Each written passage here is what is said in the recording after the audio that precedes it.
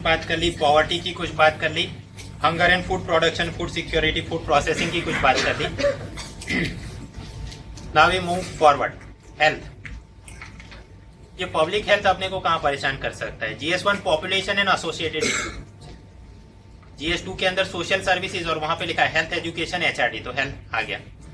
GS3 के अंदर science awareness के नाम पे आयुष के बारे में कुछ, specially since yoga has been declared international yoga day, उसकी भी आज बात करेंगे। सेशन शुरू होने से पहले मैंने आपको बोला था कि एक सवाल का जवाब लिखिए। Given the multiple determinants of health, it's prevention agenda requires cross sectoral government intervention with special focus on women. Elaborate 200 शब्दों में। और ये पूरा फंडा it is based on the quote given in economic survey 2014। करते हैं शुरू। सस्टेनेबल डेवलपमेंट गोल नंबर 3 है ensure healthy life and promote well being for all at all edges. अब स्वाभाविक SDG है तो शुरुआत में आपको कुछ स्टैटिस्टिक थ्रो करेगा। ये बोलते हैं कि 1990 से लेके हाँ हेल्थ और मदर एंड चाइल्ड का हेल्थ तो इंप्रूव हुआ है, लेकिन हम फिर भी पाते हैं कि अंडर 5 चाइल्ड मोर्टालिटी में गरीब बच्चे के मरने की संभावना अमीर बच्चे से 2 गुनी ज्यादा है। मेटरनल मोर्टालिटी में तीसरे विश्व में गर्भवती महिला की मरने की चांस फर्स्ट वर्ल्ड से 14 गुना ज्यादा है। विश्व के 50% mothers they are not even getting the health services in the third world. तो स्वाभाविक मदर चाइल्ड रिलेटेड कुछ टारगेट्स दिए होंगे, गोल्स दिए होंगे कि 2030 तक मेटरनल मोर्टालिटी, चाइल्ड मोर्टालिटी इनको कम करना। ये आंकड़े याद रहे तो ठीक, otherwise just reduce the mother and child mortality. आगे मोर्टालिटी कम करनी है और फैमिली प्लानिंग को बढ़ाना है। So universal access to the information about family planning, उसकी जो भी सर्विसेज हैं, और सेक्स एजुकेशन, ये सब प्रमोट करना है। आगे जब हेल्थ की बात करते हैं तो मदर चाइल्ड IMR CMR नहीं, उसके आगे हेल्थ के और भी डायमेंशंस हैं। एड्स और TB तो ऑब्जर्व करता है UNDP कि हाँ HIV मलेरिया इनके जो बढ़ने का रेट था वो पहले से उसमें मतलब कमी आई है, यस, लेकिन फिर भी HIV is one of the leading cause of death among women, specially adolescent girl के मरने के जो कारण होते हैं इसमें second most common factor is HIV। ऐसा क्यों? पूरा साउथ एशिया और अफ्रीका, वहां का ये प्रोस्टिट्यूशन इंडस्ट्री, सेक्सुअल एक्सप्लॉयटेशन, उसके सारे एंगल, ठीक है। तो यहाँ पर कुछ स्वाभाविक ये समस्या है और गोल दे दिए। गोल में ये दिया एक तो कि एपिडेमिक्स को कंट्रोल किया जाए, चाहे वो एड्स हो, ट्यूबरकुलोसिस, मलेरिया, दूसरे topical disease like Japanese encephalitis, hepatitis है, वाटर बॉर्न डिजीज, और मतलब ये सारी चीजों को कंट्रोल में करो आप। और पॉलिसी और नेशन वाइड कुछ काम करने हैं। हम पाते हैं कि एबोला, सार्स, ऐसा कुछ रोग शुरू हो जाए, देन वी फाइंड कि वो देश भी उसके सामने लड़ने के लिए असमर्थ रहता है और पूरा विश्व भी असमर्थ रहता है। तो ऐसे मतलब पैंडेमिक के सामने लड़ने के लिए early warning for global health risk, वो पूरा मॉनिटरिंग सिस्टम आप फिट करो। हर एक देश के अंदर जो हेल्थ वर्कर है उनकी ट्रेनिंग बढ़ाओ, उनकी संख्या बढ़ाओ, और यूनिवर्सल हेल्थ केयर कवरेज होना चाहिए। इससे पहले India and millennium development goals साल 2000 से लेकर 2015 तक कुछ करना था। क्या करना था? चाइल्ड मोर्टालिटी कम करनी थी, मैटरनल हेल्थ को बढ़ाना था, HIV, एड्स, मलेरिया, इन सब के सामने लड़ना था। अगर आप यहाँ पर डॉट्स देखें तो ये रेड और ऑरेंज डॉट्स अपने को ज्यादा मिलते हैं, मतलब हर एक चीज के अंदर भारत का प्रोग्रेस या तो स्लो रहा है या मॉडरेट रहा है। अब इसमें भी ये चाइल्ड एंड मदर मोर्टालिटी कुछ ज्यादा ही चर्चा में रहा है। देखते हैं।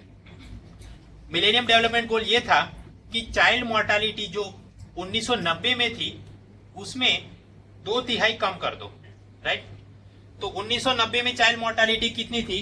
ये child mortality for example under 5 mortality आप गिनो कि 1000 बच्चे जन्मे, उनमें कितने मर गए? तो 1990 में भारत के अंदर 126 मर जाते थे, और 2015 तक उसमें 2/3 कमी करनी थी। तो 2015 का टारगेट क्या होना चाहिए?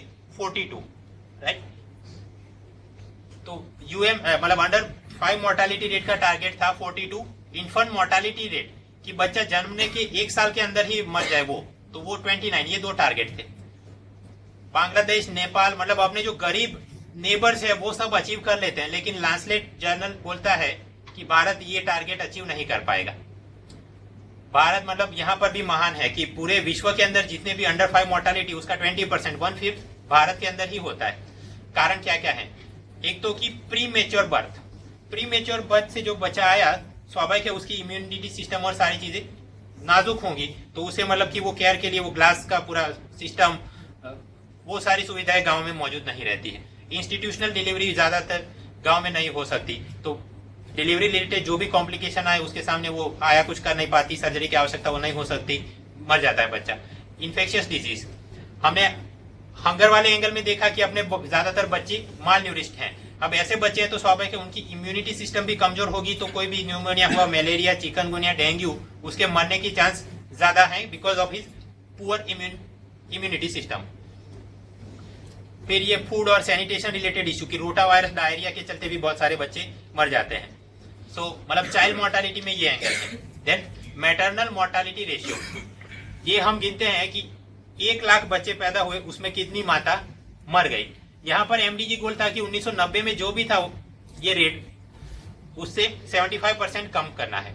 तो हम पाते हैं कि 1990 में जब 1 लाख बच्चे जन्मे तो उसमें वो 560 मॉम्स डाइड, यहाँ पर 75% मतलब 3/4 कम कर देना है। तो मतलब टारगेट अपना होना चाहिए एमडीजी का 140। यहाँ पर भी हम पाते हैं कि ये टारगेट भी भारत मिस कर जाएगा, ऐसा इकोनॉमिक टाइम्स बोलता है। कारण क्या है? अगेन माल न्यूट्रिशन है, तो वो महिला के अभी स्वास्थ्य इम्यूनिटी सिस्टम उतना नहीं होगा, इंस्टीट्यूशनल डिलीवरी नहीं होती, राइट। मेडिकल सपोर्ट जो बर्थ के पहले और बाद में मिलना चाहिए वो मिल नहीं पाता है। ऐसा भी नहीं कि सरकार सो रही है, सरकार ने कुछ स्कीम भी लागू की, 2 बड़ी स्कीम। इंदिरा गांधी मातृत्व सहयोग योजना, ये ministry of women child welfare, ये क्या है कि कोई गर्भवती महिला है, राइट, तो प्रसव के 8 मंथ प्रेग्नेंट है तो फिर उसने ऐसा भारी काम करने के लिए नहीं जाना चाहिए, और बच्चा होने के बावजूद भी मतलब होने के बाद भी कुछ महीनों तक उसने बच्चे का ख्याल रखना चाहिए और वापस काम शुरू नहीं करना चाहिए। लेकिन गरीब महिला ऐसा नहीं करती, वाई? बिकॉज उन्हें डर रहता है कि मेरा वो आमदनी चला जाएगा तो कैसे हम जिएंगे। तो ये इंदिरा गांधी मातृत्व सहयोग योजना के अंतर्गत उनको डायरेक्ट बेनिफिट ट्रांसफर दिया जाता है, और ये मेरे ख्याल से लेबर मिनिस्ट्री है, ये मैंने यहाँ गलत लिख दिया। नेक्स्ट स्कीम इज जननी सुरक्षा योजना, हेल्थ मिनिस्ट्री उसके अंदर चलता है नेशनल रूरल हेल्थ मिशन, और उसके अंदर चलती है जननी सुरक्षा योजना। इसका फंडा ये है कि गरीब महिलाएं घर पे या ऐसी देशी आया के साथ प्रसव नहीं, वो हेल्थ क्लिनिक या अस्पताल में जाके उनकी इंस्टीट्यूशनल डिलीवरी हो पाए, ये इसका टारगेट है। अब आप समझे, मातृत्व सहयोग किसके लिए? कि गरीब महिला वो काम ना करे, मजदूरी में ना जाए जब प्रेग्नेंट हो, और ये सुरक्षा योजना किस लिए? कि वो गरीब महिला जाके हॉस्पिटल में उसका डिलीवरी हो, उसके लिए। तो यहाँ पर भी मदर और चाइल्ड हेल्थ केयर कार्ड दिए जाते हैं, आशा वर्कर उनका ऊपर मॉनिटरिंग करती है, कंडीशनल कैश सपोर्ट, खाना दिया जाएगा, मेडिकल चेकअप करेंगे एंड सो ऑन, वो सारी स्कीम चलती है। देन जननी शिशु सुरक्षा कार्यक्रम, यहाँ फंडा ये है कि पब्लिक हॉस्पिटल में जाके डिलीवरी हुई तो वो मुफ्त में की जाएगी, इवन सीजेरियन सेक्शन करना पड़ा तो वो भी मुफ्त में किया जाएगा। क्रिटिसिज्म, कई बार ये डॉक्टर लोग महिला को जरूरत ना भी हो तो भी उसका सीजेरियन सेक्शन करते हैं, बिकॉज ऐसा करने पर सरकार को उनको ज्यादा पैसा मिलते हैं कंपेयर टू ऑर्डिनरी डिलीवरी, तो उसके रिलेटेड कई बार कॉम्प्लिकेशन हो जाते हैं, मौत हो जाती है। मदर चाइल्ड ट्रैकिंग सिस्टम के नाम पे ऑनलाइन सबका रजिस्ट्रेशन होता है, ट्रैकिंग की इसने ये दवाई ली, इम्यूनाइजेशन हुआ and so on. Premature delivery हो जाए तो उसे बच्चे को बचाने के लिए स्पेशल केयर यूनिट बनाए जा रहे हैं, ये सारे काम। डिजीज, अगर एनीमिया होगा महिला में, उसके बच्चे में, तो स्वाभाविक है उनका मरने के चांस ज्यादा है, तो आयरन फॉलिक एसिड सप्लीमेंट दिए जाते हैं। मलेरिया से बचने के लिए इंसेक्टिसाइड ट्रीटेड नेट्स, बेड्स, ये सारी चीजें। डायरिया रोटा वायरस के चलते होता है और उसमें बच्चे बहुत मर जाते हैं, तो ORS और जिंक टैबलेट, इनके बारे में आशा वर्कर्स उनको अवेयरनेस देती है, मुफ्त में दवाई सप्लाई करती है। फैमिली प्लानिंग, 1 या 2 बच्चे हो तब तक बराबर है, अगर 2 बच्चों के बीच ज्यादा गैप ना रखा जाए या एक ही महिला 5 बार प्रसव करती है, स्वाभाविक उसके मरने के चांस बढ़ जाते हैं, उस बच्चे का भी ख्याल नहीं होगा, उसके मरने के चांस बढ़ जाते हैं। तो फैमिली प्लानिंग को प्रमोट किया जा रहा है, उसके लिए आशा वर्कर जाके अवेयरनेस बढ़ाती है। इंट्रा अट्रिन कॉन्ट्रासेप्टिव डिवाइस IUCD, उनको प्रमोट किया जा रहा है। लेकिन क्रिटिसिज्म, फैमिली प्लानिंग के लिए एक तो हो सकता है नसबंदी पुरुष की भी हो सकती है, महिला की भी हो सकती है, लेकिन ये टिपिकल रूरल मेल माइंडसेट के पुरुष की नसबंदी से मतदान की कम हो जाएगी XYZ, तो उसके चलते कोर्स किया जाता है कि महिलाओं की नसबंदी कराई जाती है, लेकिन उसमें कॉम्प्लिकेशन और मरने के डेंजर ज्यादा रहते हैं। जैसे कि हम पाते हैं कि छत्तीसगढ़ में बीच में 11 महिलाओं की मौत हो गई during this such sterilisation operation, तो ये मतलब फैमिली प्लानिंग में इसको भी ध्यान रखने की आवश्यकता है। टोटल फर्टिलिटी रेट वो रिप्लेसमेंट लेवल पे पहुंचा, दैट इज 2.1, तो हाँ कई सारे स्टेट ने ये अचीव कर लिया, तो वहां तो प्रगति है। लेकिन फिर भी ओवरऑल मतलब हाँ बराबर ये मातृत्व सहयोग, जननी सुरक्षा, शिशु कार्यक्रम, फैमिली प्लानिंग सब कुछ सरकार कर तो रही है, बट हम मिलेनियम डेवलपमेंट गोल का टारगेट क्यों नहीं अचीव कर पाए? हमने देखा इंफ्रास्ट्रक्चर तो बनाया जा रहा है, प्राइमरी हेल्थ केयर यूनिट सभी गांव में हम बना रहे हैं, yes, but that infrastructure is under utilize क्यों? वहां पर अगर हाईटेक मशीन भी फिट कर दिया, लेकिन अगर इलेक्ट्रिसिटी नहीं है तो यूज कैसे करोगे? हाईटेक मशीन भी फिट कर दिया, लेकिन यूज करने वाला मतलब पैरामेडिक या डॉक्टर उपलब्ध नहीं है तो क्या करोगे? ये इसलिए हो रहा है क्योंकि ये पीएचसी सेंटर ऐसी जगह पे बनाए गए जहां पर कि इलेक्ट्रिसिटी, ट्रांसपोर्ट, डिजास्टर, मतलब वो बाढ़ आ जाती है और ऐसी सारी समस्या बहुत ज्यादा रहती है। फिर डॉक्टर्स एंड पैरामेडिक्स वो जाते नहीं है गांव में, क्यों? एब्सेंटेजम जिसे बोलते हैं, वो वहां जाके काम नहीं क्यों करते? Because standard of living is missing. उसके बच्चे को वहां सरकारी अच्छी शिक्षा नहीं मिलेगी सरकारी स्कूल में।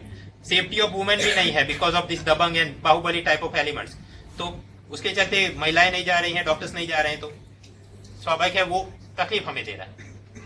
आगे बात, हेल्थ के बारे में अगर कुछ पूछा है, लिखना है, तो महिला और बाल उसके ऊपर नहीं, आपका जवाब उससे बड़ा होना चाहिए, राइट?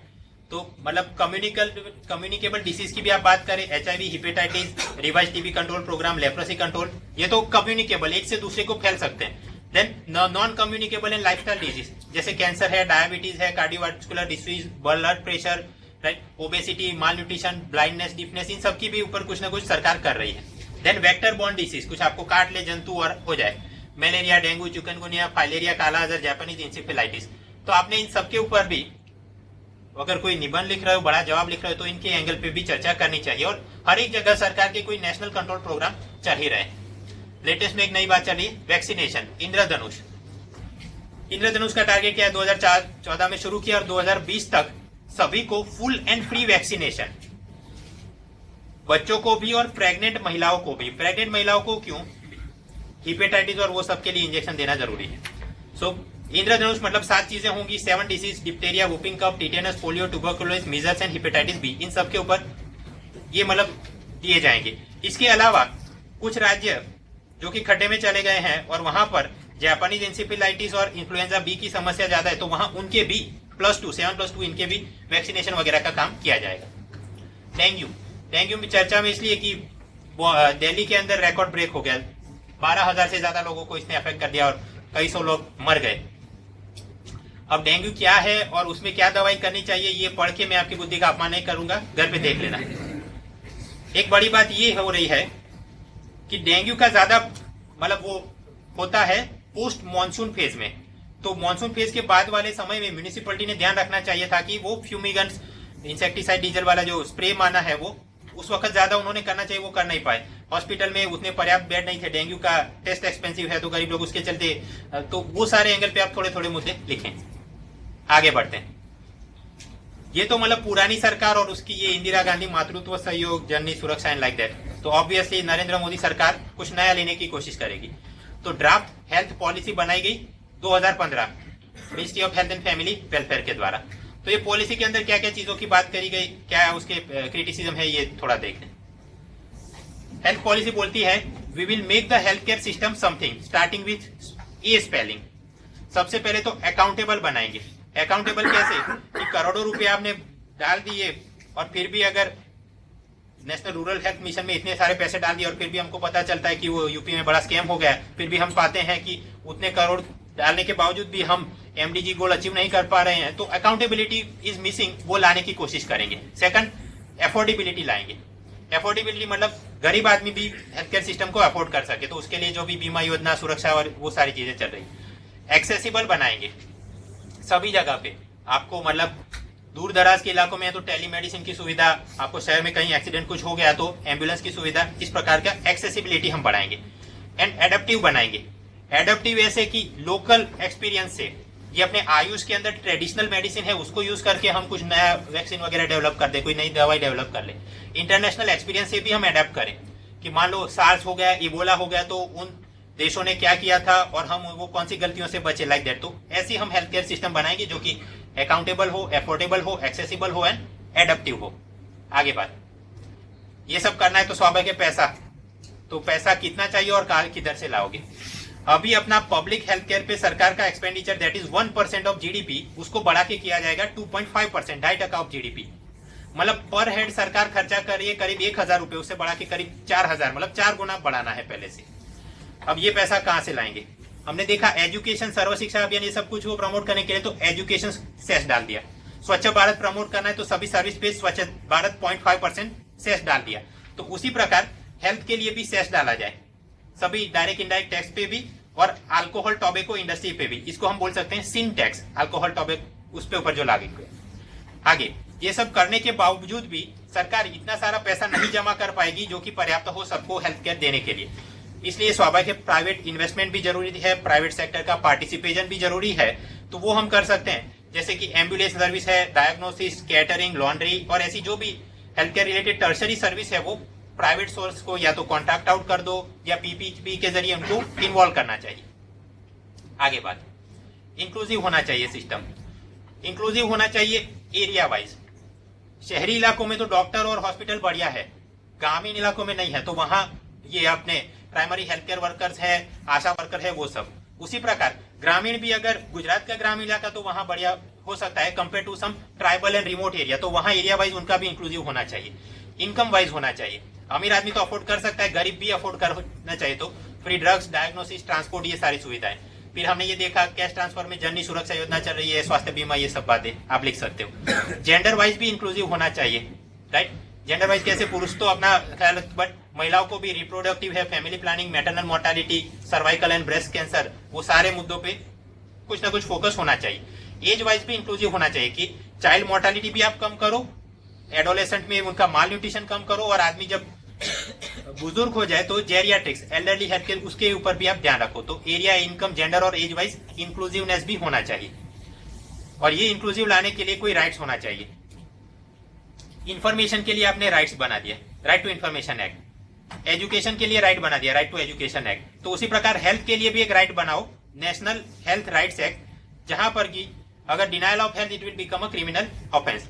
लेकिन यहाँ पर पॉलिसी ने ये बात भी करी है कि it is not compulsory for all states to implement it. जो राज्य की विधानसभा लिख के बता दे कि हमको अभी नहीं ज्वाइन करना because we don't have the money and man material resources to implement it, तो उनको छूट दी जाएगी। फिर आगे तो बोल बच्चन बात है कि हम टीबी, HIV, लेप्रोसी, इन सारी चीजों को कंट्रोल करेंगे, एलिमिनेट करेंगे। हम ICT, ई गवर्नेंस को यूज करेंगे, चाहे वो टेलीमेडिसिन हो, करप्शन हो, इमरजेंसी रिस्पॉन्स, डिजीज ट्रैकिंग, ये सब में हम यूज करेंगे। और भी अटेंशन दिया जाएगा mental health, non communicable disease, ये अपना लाइफस्टाइल, डायबिटीज, इन सबको, क्योंकि अभी के सिस्टम के अंदर इन पे ज्यादा फोकस नहीं दिया जा रहा है। और प्लूरालिज्म, प्लूरालिज्म क्या, जैसे हिंदू के अलावा मुस्लिम, सिख, ईसाई, वो सारी, तो हो गया प्लूरालिज्म। उसी प्रकार हेल्थ में कैसे, केवल एलोपैथिक नहीं, उसके अलावा भी ये आयुष सिस्टम भी होना चाहिए, उन सबको भी प्रमोट करें। तो प्लूरालिज्म हेल्थ केयर में भी हम प्रमोट करेंगे और उन सभी जगह पे R&D बढ़े, HR इंफ्रास्ट्रक्चर बढ़े, उसकी कोशिश करेंगे। अब स्वाभाविक है ये सब ड्राफ्ट पॉलिसी में होगा तो कुछ लोगों को मजा नहीं आएगा। क्या क्रिटिसिज्म है कि ये ड्राफ्ट पॉलिसी में केवल अच्छी अच्छी बातें हो रही है but governance issues are ignored. पैसा तो आप पहले भी करोड़ों खर्च कर ही रहे थे, लेकिन bogus states are always bogus. मतलब वो ऐसे कि technically and administrative and politically weak states are unable to, they will be unable to implement it. कि जैसे यूपी के अंदर ये पूरा हेल्थ का बड़ा स्कैम हो जाता है, उसके विटनेस जेल में मर जाते हैं और कोई पूछने वाला नहीं है। तो ये गवर्नेंस इश्यू की बातें में आप कुछ क्यों साइलेंट है। Second, professional issues are ignored. Medical doctors की संख्या बढ़ानी है तो स्वाभाविक कॉलेज की संख्या बढ़ानी है, तो कॉलेज को लाइसेंस कौन देगा, medical council of India, MCI। लेकिन वहां पर वो केतन देसाई चेयरमैन था, तो कोई भी कॉलेज को मिल जाता था approval on bribe and corruption. तो उसके लिए क्या, आप कुछ बोल क्यों नहीं रहे।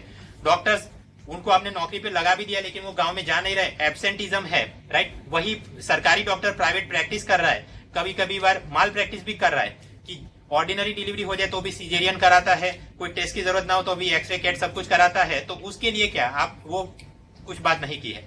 और सरकार का खुद का माइंडसेट डिरेल है, ऐसा भी इनका बोलना है।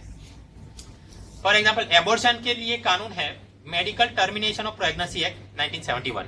अब 2014 में सरकार सोच रही थी कि क्योंकि मतलब प्रोफेशनल की संख्या कम है तो हम homeopathic doctor, Ayurveda doctor, nurse, midwives, आया, इन सबको भी अनुमति देंगे एबॉर्शन करने की।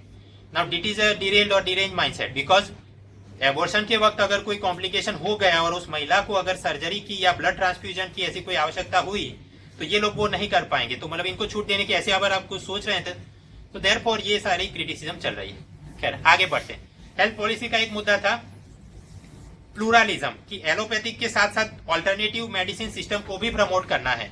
राइट। तो उसकी कुछ चर्चा करें, और ये इसलिए महत्वपूर्ण है क्योंकि योगा इंटरनेशनल डे और चर्चा में रहता है। लिखने के लिए आप याद रखोगे आयुष, आयुर्वेद, योगा, यूनानी, सिद्ध एंड होम्योपैथी। लेकिन अगर ऐसा किया तो एक चीज रह जाएगी, क्या? नेचुरोपैथी। इसलिए लिखने के लिए याद रखो आयुष, याद ये रखो आयुनाश। आयुनाश कैसे? आयु तो हो गया आयुर्वेद, योगा, यूनानी, और नाश क्यों? यूपीएससी में लगे हो तो नाश तो कर ही दिया आयु का। नेचुरोपैथी, सिद्ध एंड होम्योपैथी। तो मतलब ऑल्टरनेटिव मेडिसिन सिस्टम के बारे में पूछा जाए तो ये भी एक लिखना है नेचुरोपैथी, दैट्स व्हाई आयुनाश करना है। ओके, योगा पे शुरू करते हैं। और ऐसे पॉइंट ऑफ व्यू की बात करो या जीएसटी, अवेयरनेस, साइंस टेक और XYZ, योगा क्या है? Yoga aims to combine something with something. Define करना है, इंट्रोडक्शन करना है किसी ऐसे का या प्रश्न का। वो माइंड की हार्मनी को बॉडी की हार्मनी के साथ कंबाइन करता है। जब माइंड की हार्मनी नहीं होती है तो आप जब पाएंगे कि ये वेस्टर्न जनता एंटी डिप्रेशन, स्लीपिंग पिल्स, ये सब कुछ यूज करते हैं। वेस्टर्न जनता के पास बॉडी की भी हार्मनी नहीं है, मेदस्विता है, कब्ज की समस्या, ये उनके पास है। तो योगा क्या कर रहा है? माइंड एंड बॉडी हार्मनी, तो ये सारी समस्या उनकी दूर कर सकता है। Same way art of healthy living और science of healthy living, art और साइंस को वो कंबाइन करता है। इंडिविजुअल कॉन्शियस को यूनिवर्सल कॉन्शियस के साथ कंबाइन करता है। तो ये उसके फायदे, कुछ इंट्रोडक्शन आप लिख सकते हैं। अब ये सब कॉम्बिनेशन होगा तो स्वाभाविक है व्यक्ति का आत्मविश्वास बढ़ेगा, तो स्ट्रेस उसका कम होगा। ये सब कुछ करने से व्यक्ति का शरीर के अंदर जो भी दूषित तत्व है, टॉक्सिन है, दे विल गेट क्लेंज्ड। तो उसकी इंटरनल हीलिंग कैपेसिटी, मतलब लाइफ एक्सपेक्टेंसी और इम्यूनिटी, वो सब कुछ बढ़ेगा और फिर आप अच्छा अच्छा लिख सकते हैं। और इसके चलते इंटरनेशनल रिकॉग्निशन भी अपने को मिला। सितंबर 2014 में मोदी ने यूएन जनरल असेंबली में स्पीच दी और उसके अनुसंधान में 21 जून को विश्व योगा दिवस के रूप में डिक्लेयर किया गया। बजट के अंदर भी सरकार ने योगा को एक चैरिटेबल एक्टिविटी के अंदर क्लासिफाई किया है, मतलब आईटी एक्ट में उससे चंदा हो, जो भी इनकम प्रॉफिट, वहां पर आपको लाभ मिल सकता है। फॉरेन ट्रेड पॉलिसी 2015 ये बोलती है कि भारत जेनेरिक्स में अपना दबदबा है, तो भारत को फार्मेसी ऑफ द वर्ल्ड के रूप में हम प्रमोट करेंगे और योगा हेल्थ वेलनेस सेंटर के रूप में भी प्रमोट करेंगे। फायदा क्या होगा ये सब करने से? फार्मेसी तो मतलब गुड्स का एक्सपोर्ट बढ़ा, और योगा हेल्थ वेलनेस तो मतलब सर्विस एक्सपोर्ट बढ़ा, टूरिज्म प्रमोट हुआ। तो ये सारे मुद्दे, लेकिन मतलब ये बढ़िया बढ़िया तो है, बट सामने खामियां भी हैं। आप अगर आयुर्वेद की बात करो तो वेलनेस सेंटर भी बोलते हैं कि हम आयुर्वेद सेंटर है। यूएस, फिलीपींस के अंदर अगर आपको योगा टीचर बनना है तो परीक्षा पास करनी पड़ती है। यहाँ तो कोई भी होगा पोंगा योगा टीचर बन सकता है। तो दो स्टैंडर्ड्स आर मिसिंग। तो ये योगा हेल्थ वेलनेस में पहले वो करने की आवश्यकता है। हिस्ट्री पे आते हैं, ये मतलब निबंध वगैरह कुछ लिखना हो। हिस्ट्री ऑफ योगा क्या है? शिवा को माना जाता है ही इज द फर्स्ट योगी या आदि योगी। उन्होंने 7 ऋषियों को, 7 सेजिस को उन्होंने योगा के बारे में ज्ञान दिया और अलग अलग कॉन्टिनेंट्स में भेजा गया। उसमें से एक योगी, कौन? अगस्त्य मुनि, वो भारत में आए और भारत के अंदर उन्होंने इसका प्रचार प्रसार किया।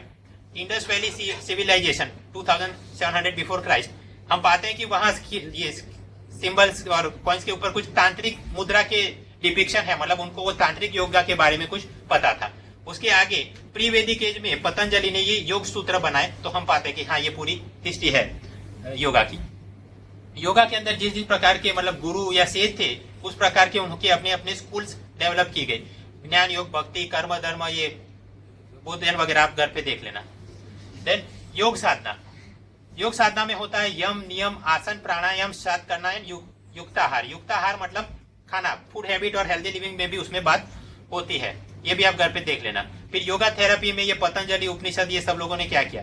Actually this is just the summary of the योजना इशू, जल्दी से रिवीजन हो सके इसलिए बनाया है। तो आप घर पे ये देख लेना इफ सम ऐसे रिलेटेड प्रिपरेशन करनी है।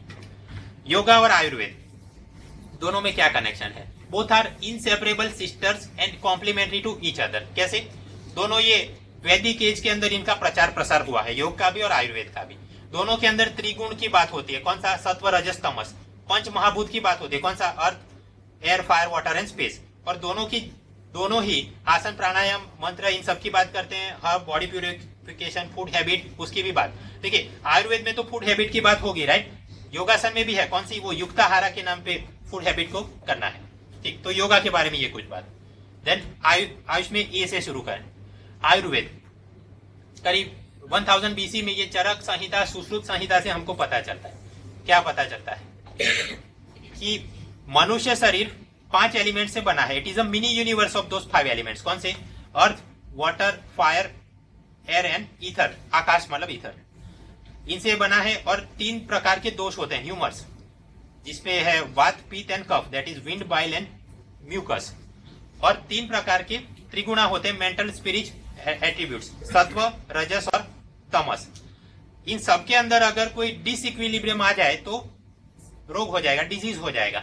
अगर डिसीज हो गया तो मतलब बत्ती डाल के पहले तो डायग्नोसिस करना है. डायग्नोसिस कैसे करेंगे? आई, टंग एंड पल्स, आंख, अपनी जीभ और नाड़ी. And same way food, urine and faeces. Food मतलब आपको पूछा जाएगा कि क्या खाना खाते हैं आप, क्या खाना खाया था, लाइक तो फूड, यूरिन एंड फीसिस, उसके हिसाब से डायग्नोसिस. फिर आपको पता चला ओके ये प्रकार का कुछ डिसइक्विलिब्रियम है, ये बाद में पद में जो भी, तो ट्रीटमेंट में एजेंट यूज करते हैं. कौन से? Plant agents, animal agents and mineral agents. अब एनिमल एजेंट मतलब मांस नहीं, बट घी, दूध, इस प्रकार की चीजें.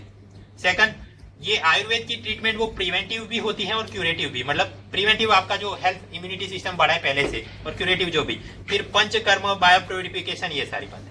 ठीक, पूरी सारी चीजें याद नहीं करनी है, एक फॉर्मेट में याद करना है कि कुछ चीज होती से, मतलब कुछ चीजों से मनुष्य शरीर बना है, उसमें डिसइक्विलिब्रियम आ जाए तो डायग्नोस करोगे और ट्रीट करोगे. आयुर्वेद में याद रख सकते हो, राइट.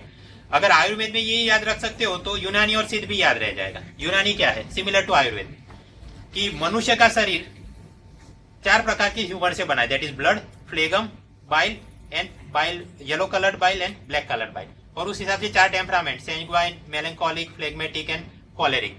और बराबर है ये, मतलब नाम याद ना रहे तो इतना आप लिख सकते हो, human body is made of certain humours and temperaments and their disequilibrium हो जाए तो डिसीज हो सकता है. बस डिसीज हो गया तो मजा है. डायग्नोसिस और ट्रीटमेंट के मुद्दे सभी में सिमिलर है. क्या? आई, टंग एंड पल्स चेक कर लो. फूड, यूरिन और फीसिस का एनालिसिस. फूड में मतलब पूछोगे क्या खाया था ये.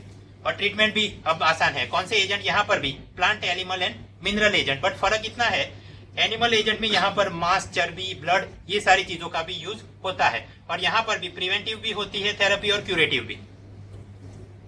ओके, आयुर्वेद क्लियर है.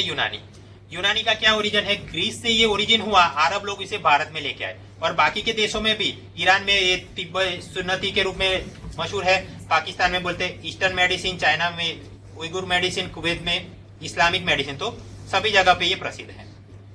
आयुर्वेद याद रह गया, यूनानी याद रह गया.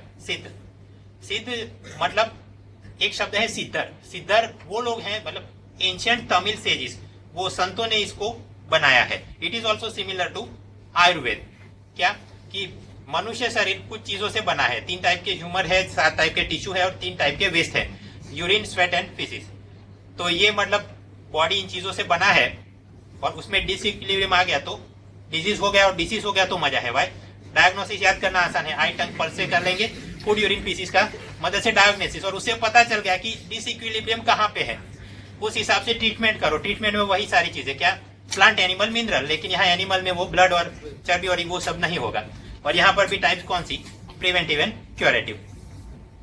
मतलब अगर आयुष सिस्टम के बारे में 200 शब्दों में पूछा जाए तो आप कलेक्टिवली बोल सकते हैं कि विद इन दैट आयुर्वेद, यूनानी एंड सिद्ध, वो they are based on the principle कि मनुष्य शरीर कुछ एलिमेंट ह्यूमर टिश्यू से बना है, और उसमें इस प्रकार का डायग्नोसिस और ट्रीटमेंट होता है.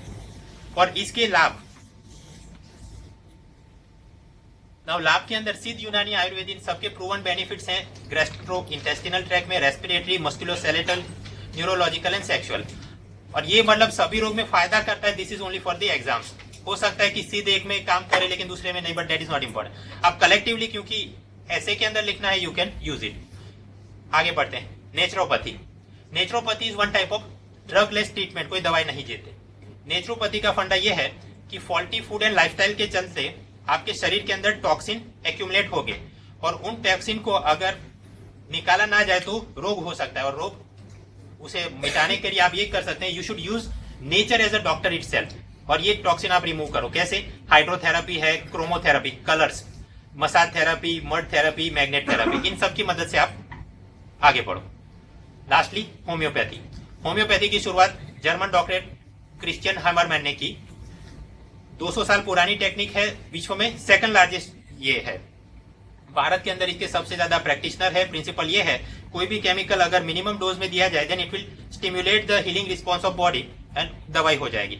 यहाँ पर भी फंडा ये है, दो लोगों को एक ही डिजीज हो जाए देन ऑल्सो सेम ट्रीटमेंट नहीं, उनकी पुरानी केस हिस्ट्री देखो और फिर आगे बढ़ो। और एलोपैथी से यहाँ पर ग्रॉस साइड इफेक्ट्स कम है। ठीक, तो हम बात कर रहे थे आयुनाश की, आयुष और नेचुरोपैथी। अब अपना कोई सवाल पूछा जाए कि आयुष सिस्टम के भारत के मैसेज को वो कैसे हेल्प कर सकता है या what is the significance, collectively उनके टॉपिक्स हम जमा कर लें। आयुष सिस्टम के या ऑल्टरनेटिव मेडिसिन सिस्टम के क्या फायदे हैं? First, they create harmony and harmful effects are prevented. देखिए, AYUSH system it is preventive, promotive, curative and rehabilitative health care. ये एक प्रकार से फ्यूजन है स्पिरिचुअलिटी का भी और साइंस का भी। हो सकता है हम होम्योपैथी को यहाँ पर इग्नोर करें, बट बाकी के अंदर तो यही है, स्पिरिचुअलिटी और साइंस कंबाइन हो रहा है। इनकी हार्मनी नेचर के साथ है। ये लोग ऐसे कोई आर्टिफिशियल केमिकल यूज नहीं करते हैं, तो मतलब उसके चलते जो भी पॉल्यूशन और सॉइल नेचर कंटामिनेशन वो सारा मुद्दा यहाँ पे लागू नहीं होगा। साइड इफेक्ट्स इनकी बेहद कम है या फिर की है ही नहीं। अब आप देखिए उसके सामने ये जो western world they are hook to anti depressants and sleeping pills, उनको ये हार्मनी दे सकता है, उनकी लाइफस्टाइल इंप्रूव कर सकता है।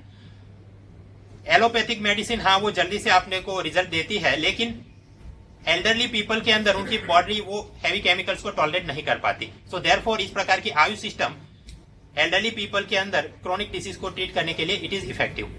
नेक्स्ट, तो मतलब एक तो हार्मफुल इफेक्ट वाला एंगल, उसकी कुछ चर्चा करें हम। सेकंड, पैसों वाला इफेक्ट, कि ये सस्ता है इसलिए अफोर्ड कर सकते हैं। हम पाते हैं कि global medical industry is dominated by allopathic industry, लेकिन एलोपैथिक सभी दवाइयां ये पेटेंट इश्यू के चलते और एमएनसी के चलते they are beyond the reach of economically weaker section and low income groups. हम ये भी पाते हैं कि हर साल 4 करोड़ लोग बीमारी के चलते बिलो पॉवर्टी लाइन चले जाते हैं। वाई? बीमारी उनके लिए दो प्रकार की समस्या लाती। एक तो उसने कहीं से कर्ज लेना है दवाई कराने के लिए, और जितने दिन वो बीमार है वो नौकरी पे नहीं जा पाएगा तो वेज लॉस, तो गरीब आदमी बिलो पॉवर्टी लाइन चला जाता है because of this health problem. So वहां पर इनकी ये मदद कर सकता है। सेकंड, ग्रामीण लोग जहां पर की एलोपैथिक या modern treatment is not available, they can adopt and easily acquire those Ayurvedic, homeopathic सिद्ध एलिमेंट्स। और मतलब कि प्रोफेशनल डॉक्टर्स ना हो, प्रोफेशनल मेडिसिन ना हो, फिर भी वो कुछ ना कुछ दवाई हो सकती है। सो हार्मनी है, इनकम फैक्टर है। नेक्स्ट, भारत यहाँ पर विश्व का एक लीडर बन सकता है। हम देखते हैं कि मेडिकल टूरिज्म बढ़ रहा है। फर्स्ट वर्ल्ड के अंदर एलोपैथिक ट्रीटमेंट बहुत एक्सपेंसिव है, सर्जरी एक्सपेंसिव है, तो वो लोग भारत के अंदर आते हैं अपना ये हार्ट और बाकी ट्रीटमेंट के लिए। तो उसी प्रकार हम आयुर्वेद, वेलनेस, रिजुविनेशन, स्पा, इन सबको प्रमोट करके अपना एक्सपोर्ट बढ़ा सकते हैं। अपने पास मैन पावर है, हाँ, एंशियंट नॉलेज भी है आयुर्वेद सिद्ध यूनानी सिस्टम का। इवन दूसरे देश भी हमारे को अप्रोच कर रहे हैं कि उनकी यहाँ ये इंडस्ट्री डेवलप करने के लिए हमारा रिसर्च डेवलपमेंट टेक्निकल कोऑपरेशन मिल जाए। तो हाँ, ये सारे एंगल की भारत का जीडीपी बढ़ सकता है, बैलेंस ऑफ पेमेंट में आप एक्सपोर्ट करेंगे तो करंट अकाउंट डेफिसिट कम हो सकता है, वो सारे मुद्दे आप जोड़ सकते हैं। और सरकार को भी इस बात का महत्व समझ में आया है, तो डिपार्टमेंट ऑफ आयुष था, उसे एक फुल फ्लेज मिनिस्ट्री बना दिया गया और इस मिनिस्ट्री ने एक मिशन चालू किया, दैट इज कॉल्ड नाम मिशन। नाम mission is national Ayush mission. 3 चीजें की जाएंगी, इंफ्रास्ट्रक्चर देंगे, फंडिंग देंगे और कुछ नॉर्म्स बनाएंगे। इंफ्रास्ट्रक्चर किसके लिए? स्वाभाविक है, hospital, dispensary, college, research development. फिर एलोपैथिक जो भी हॉस्पिटल्स हैं उसके बाजू में ही ऐसे आयुष क्लिनिक्स खड़े किए जाएंगे, को लोकेशन किया जाएगा। ये आयुर्वेद सिद्ध यूनानी, उसके अंदर हमने देखा कि plant agents, mineral agents are use, तो उसका प्रोसेसिंग, वेयर हाउसिंग के लिए जो भी इंफ्रास्ट्रक्चर चाहिए हम बनाएंगे। फंडिंग में it is not a 100% central sponsored scheme और मिशन, यहाँ पर डिपेंड करता है। केंद्र सरकार अप टू 75% टू 90% देगी। 90% कहां पर? Special category state, north east, Jammu Kashmir and hill state. यहाँ पर 20% फंड्स आर फ्लेक्सिबल, राज्य सरकार खुद तय करे कि कहां पे खर्च करना है। दूसरा सवाल, हॉरिजॉन्टल आप कैसे तय करोगे कि गुजरात को कितना करोड़ देना है, मध्य प्रदेश को कितना देना है? It depends on the population, backwardness and performance of a state. जितना ज्यादा बैकवर्ड स्टेट होगा वहां पर ज्यादा पैसा दिया जाएगा फॉर 2 रीजन। एक तो वो जल्दी डेवलप हो सके और दूसरा क्योंकि गरीब लोग ज्यादा है तो चीप मेडिकल यहाँ से हमको मिल सकता है। फिर इनका मार्केट प्रमोशन, आयुर्वेद के लिए जो भी मेडिसिनल हम्स बनाने उसका crop insurance, information, education, communication, इन सब के लिए फंडिंग दिया जाएगा। नॉर्म्स बनाए जाएंगे टीचिंग कॉलेज जो भी है उसके एक्रेडिशन के लिए, कि जो भी मेडिसिन रॉ मटेरियल यूज होता है उसके क्वालिटी कंट्रोल के लिए। तो मतलब आयुष की हमने बहुत बढ़िया बढ़िया ऑल्टरनेटिव मेडिसिन सिस्टम की बात करी। अब कुछ लिमिटेशंस देख लेते हैं, नेगेटिव एस्पेक्ट्स। एक तो हमने देखा कि भारत के अंदर कोई स्टैंडर्ड फ्रेमवर्क नहीं है, तो वेलनेस और स्पा क्लिनिक वाले भी खुद को आयुर्वेद क्लिनिक बोलेंगे। कोई भी नीम हकीम अपने आप को यूनानी हकीम बोल देगा, सेम फॉर आयुर्वेद। फिर कोई भी जैसे फिलीपींस यूएसए के अंदर योगा के लिए आपको सर्टिफिकेशन टेस्ट पास करना पड़ता है, यहाँ वो ट्रेनर के लिए कोई फ्रेमवर्क नहीं है, वो करने की आवश्यकता है। आयुष बढ़िया है, लेकिन जब एक्सीडेंट हो जाए, फ्रैक्चर, गन शॉट, प्रेगनेंसी, ऐसी कोई सर्जिकल या मेडिकल इमरजेंसी में हम आयुष यूज नहीं कर सकते। उसी प्रकार HIV, कैंसर, हिपेटाइटिस ऐसे कोई रोग के चलते अगर आपकी इम्यून सिस्टम कॉम्प्रोमाइज हो गई है, then also AYUSH can not work. अब इसका काउंटर आर्ग्यूमेंट क्या? ये बात आपकी सही है कि भाई गन शॉट है या HIV है तो आयुष उसे ट्रीट नहीं करेगा, लेकिन स्टिल जो मेन एलोपैथिक थेरेपी दी जा रही है उसके चलते जो केमिकल टॉक्सिन एक्यूमुलेट हो गया उसका क्लेंजिंग हो करेगा, so side effects will be reduce. Secondly preventive aspect में आप जो भी न्यूट्रिशियस फूड और चीजें लेंगे तो आपकी इम्यूनिटी सिस्टम इंप्रूव होगी, क्वालिटी ऑफ लाइफ इंप्रूव होगी, तो ये दूसरी चीजों को आप ज्यादा कोप अप कर पाएंगे। सेल्फ स्टडी, ये सारी मतलब आयुष की हमने बातें करी, वो योजना 2015 जून इश्यू से मैंने मेन पॉइंट अपने कवर कर लिए हैं। तो as such it is sufficient, but still if you have more desire for knowledge और time then you can read it. हम अपने ये जो पढ़ा आयुष के बारे में उससे सवाल क्या निकल सकता है? Discuss the significance of alternative medicine system in providing affordable and accessible health care to Indian masses. आसानी से अब आप जवाब लिख सकते हैं, ठीक। Answer is available in this PowerPoint. हमने शुरुआत में जो बात करी थी, हम आंसर राइटिंग में प्रैक्टिस कर रहे थे। Given the multiple determinants of health, it's preventive agenda requires cross sectoral government intervention with special focus on women. क्योंकि हेल्थ के मल्टीपल डिटर्मिनेंट्स हैं,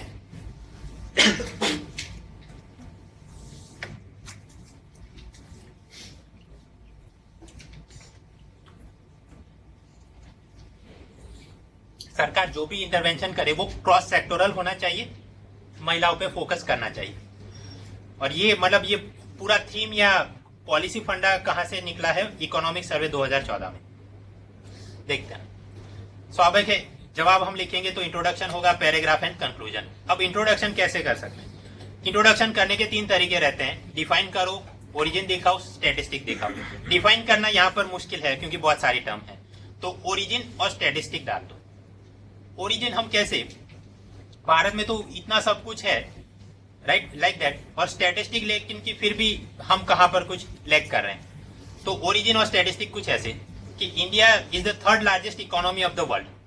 जीनेरिक ड्रग की बात करें तो उसके हम लार्जेस्ट एक्सपोर्टर और प्रोड्यूसर हैं। इवन मेडिकल टूरिज्म में we are a leading destination, तो हम तो मतलब बढ़िया हैं, पावरफुल हैं। स्टिल अगर हम HDI के लाइफ एक्सपेक्टेंसी, हेल्थी लिविंग के पैरामीटर देखें, या फिर कि मिलेनियम डेवलपमेंट गोल के ये मदर चाइल्ड उनकी मोर्टालिटी कम करने के पैरामीटर देखें, या इवन HIV मलेरिया कम करने के MDG के पैरामीटर देखें, तो देन वी फाइंड कि भारत अपने ब्रिक्स काउंटर पार्ट के साथ या इवन अपने गरीब बांग्लादेश, नेपाल के सामने भी we are lagging, right. So that is the introduction part. फिर पैराग्राफ्स के अंदर हम बात करें कि क्रॉस सेक्टोरल इंटरवेंशन होना चाहिए। क्रॉस सेक्टोरल में क्या? सोशल सेक्टर में कुछ करो, एजुकेशन सेक्टर में कुछ करो, इकोनॉमिक सेक्टर में कुछ करो, एनवायरमेंट सेक्टर में। उस प्रकार का कोई फ्रेमवर्क हो जहां पर हर एक जगह पे महिलाओं पे फोकस किया जाए। एंड कंक्लूजन क्या? ये जो ऊपर लिखा उसकी summary and simultaneously sustainable development goals या directive principle of state policy. तो इंट्रोडक्शन हमने समझ लिया। अब आते हैं पैराग्राफ 1 और 2, जहां पर हमने बात करनी है कि अपना हेल्थ फ्रेमवर्क क्रॉस सेक्टोरल भी होना चाहिए और महिलाओं पे फोकस होना चाहिए। सबसे पहले शुरू करें social sector. Multiple determinants of health, right. तो मतलब फिजिकल डिटर्मिनेंट ओनली नहीं कि मेरी बॉडी सशक्त है, वो भी नहीं, साइकोलॉजिकल वेलबींग वो भी एक डिटर्मिनेंट है। और ये कैसे खराब हो जाएगा? अगर कोई लड़की है और उसके घर में मतलब कि उसके साथ कोई डिस्क्रिमिनेशन किया जा रहा है, बेटे को ज्यादा पोषक आहार मिलता है, उसे नहीं मिल रहा है, right, then there is some sexual assault, exploitation, तो उसके चलते फिर साइकोलॉजिकल जो इम्पैक्ट लाइफ लॉन्ग रहती है वो सारे एंगल्स। अल्कोहलिज्म के चलते पूरे घर के अंदर जो समस्याएं आती है, सेम वे tribal, minority, PH, SC, OBC, इन लोगों की फिजिकल हेल्थ इंप्रूव कर लें, बट इंक्लूसिव एस्पेक्ट जो जितना कोर्डियल हार्मोनी होना चाहिए वो ना रहे और उन्हें हमेशा साइकोलॉजिकल वो वेलबींग ना रहे, तो उसके रिलेटेड कुछ फ्रेमवर्क होना चाहिए। नेक्स्ट, एजुकेशन वाली बात। अगर बच्चा पढ़ेगा कब? जब उसके पास हेल्दी बॉडी एंड दिमाग होगा। तो माल न्यूट्रिशन के सामने कॉम्बैट करने के लिए मिड डे मील की बात है। इन्फेक्शियस कम्युनिकेबल डिसीज कौन कौन से है ये बच्चे को पता होना चाहिए, ताकि वो घर पे जाके अपने माँ बाप को बोल सके कि ये अपना जो वाटर टैंक है उसका आप लीड क्लोज कर दो, एयर कूलर के अंदर मच्छर ना पनप दे दो, एंड लाइक दैट। तो ये वो एजुकेशन के अंदर वो सारी बातें करनी पड़ेगी। इवन हम वर्ल्ड बैंक ने ये भी पाया कि अगर कोई माँ उसने प्राइमरी स्कूल का एजुकेशन भी कंप्लीट किया है तो उसके बच्चे के सर्वाइवल के चांस अनपढ़ माँ से ज्यादा हैं। सो देयरफॉर महिलाओं का यहाँ पर एजुकेशन उस कारण से जरूरी है। आगे फैमिली प्लानिंग, सेक्स एजुकेशन, ये सारी चीजें भी जरूरी है। अदरवाइज अगर बच्चों के बीच गैप ना हो, बहुत ज्यादा बच्चे हो, देन ऑल्सो उनका सबका सर्वांगीण विकास हो नहीं पाएगा। सो सोशल सेक्टर, एजुकेशन सेक्टर, यहाँ फ्रेमवर्क में ये ध्यान रखना है, महिलाओं पर इस प्रकार से ध्यान देना है। एनवायरमेंट, स्वाभाविक एनवायरमेंट में वाटर, सॉइल, एयर, फूड का कंटामिनेशन होगा तो हेल्थ के एस्पेक्ट बगड़ते जाएंगे। और महिलाओं को क्या दिक्कतें आती है? फायरवुड कलेक्शन, वाटर कलेक्शन के लिए दूर दूर जाना पड़ता है, और वही फायरवुड अगर वो यूज करती है चूल्हा तो एयर पॉल्यूशन और उसकी हेल्थ और खराब होती है। Economic sector, poverty, food insecurity और इनका हेल्थ के साथ सीधा ताना बाना है कि वो न्यूट्रिशियस फूड नहीं ले पाएंगे। अगर गरीब है, बीमार पड़ गया तो जितना उसका वेज लॉस हो गया, he will reach below poverty line. तो वो सारे एंगल आप फिट करो।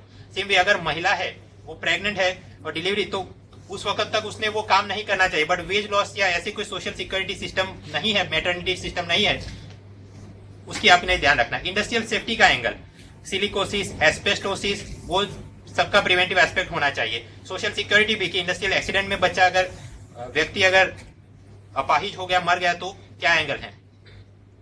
So like that multiple determinants of health और उसके रिलेटेड फ्रेमवर्क क्या होना चाहिए। योजना 2014 के अंदर उन्होंने ये फ्लो चार्ट दिया था, आप घर पे इसका अध्ययन करना। ऐसा 200 शब्दों में लिखना है तो बहुत ज्यादा भी अपने पास पर्याप्त मुद्दे हैं। कंक्लूजन पे आते हैं। कंक्लूजन क्या? सस्टेनेबल डेवलपमेंट गोल्स या फिर की directive principle of state policy का कोई एंगल फिट करो यहाँ पर कि they require the state to do something. क्या? Ensure healthy life, promote well being at all ages. ये सब कुछ जरूरी है, तभी जाके अपना इंक्लूसिव ग्रोथ हो सकता है, सस्टेनेबल डेवलपमेंट हो सकता है। इस अनुसंधान में given the direct linkages between infant and mother's health, अगर महिला की हेल्थ है तो ही उसका बच्चा, अगर वो एजुकेटेड है तो ही उसका बच्चा सर्वाइव करेगा। सो that is the direct linkage between infant and mother. Same way interconnected relationship among health, education, society, environment and economy. आप ग्रामर देखिए, मदर और इन्फेंट तो हम यूज करेंगे बिटवीन। अगर आप यहाँ पर देखिए हेल्थ, एजुकेशन, सोसाइटी, तो हम बिटवीन नहीं बोल सकते, अमॉन्ग बोलना पड़ेगा। भाई बिटवीन इज बिटवीन, दो चीज हो तो बिटवीन, दो से ज्यादा हो तो you have to use among. So, given these direct linkages and interconnected relationships, it is imperative that public healthcare framework is designed to, मतलब कि उस प्रकार से बनाया जाए ये public health framework that is taking cognizance of all these aspects। तो ये अपना कंक्लूजन बन सकता है। अब तक हमने चर्चा कर ली हंगर, हेल्थ, आगे बढ़ना है एजुकेशन, बट समय की चलते अब अगली बार मिलेंगे तो ये एजुकेशन देखेंगे, gender in equality and employment skill youth की बात करें।